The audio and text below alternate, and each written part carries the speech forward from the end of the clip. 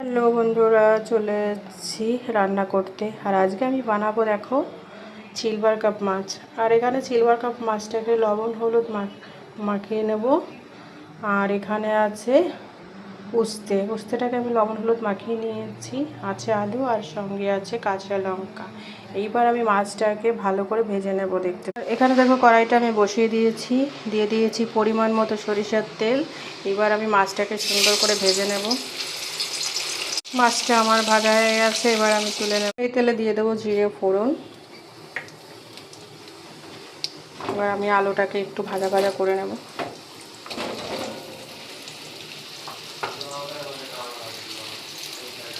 দিয়ে দেবো পরিমাণ মতো লবণ, দেবো হলুদ গুঁড়ো, আর দিয়ে দেবো কাঁচা লঙ্কা। দিয়ে সুন্দর করে একটু ভাজা ভাজা করে নিতে হবে। সবজিটা আমার ভাজা ভাজা হয়ে গেছে। এবার আমি জল দিয়ে দেবো পরিমাণ মতো। জলটা ফুটে গেছে, এইবার আমি ভেজে রাখা মাছটাকে ছেড়ে দেব।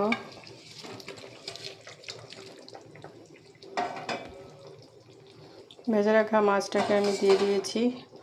আর দিয়ে দেবো উস্তেটাকে কিন্তু আমি ডুবো তেলে ভেজে নিয়েছি ভালো করে। দিয়ে কিছুক্ষণ জাল দিয়ে নেব। দেখতে থাকো। আর এভাবে গরমের সময় যদি উস্তে দিয়ে মাছের ঝোল করা যায়, সত্যি খুব ভালো লাগে। দেখো, রেডি হয়ে গেছে কত সুন্দর উস্তে দিয়ে পাতলা ঝোল। কারা কারা খেতে ভালোবাসো অবশ্যই কমেন্ট করে।